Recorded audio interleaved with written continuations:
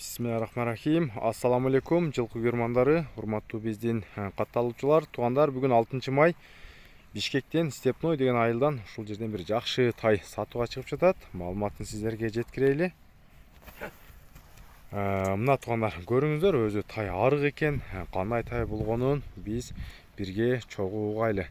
Жанар эке, бунун жашы кандай болуп калат бу? Жашы 1 жаш чыкма. 1 жаш чыкма. Бул первозной тайбы? Россия Омскийден келген тай экен.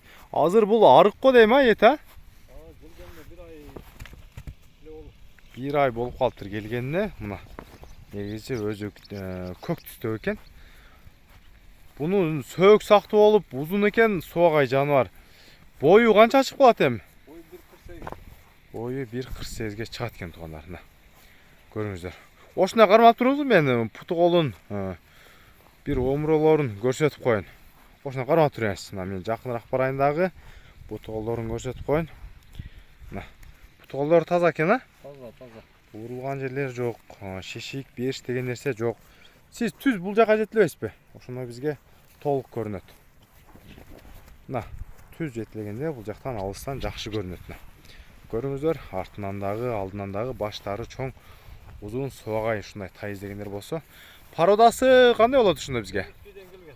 Бизге белгисиз экен да, өзү Омскийден келген экен. Россиянын Омский шаарынан келген тай.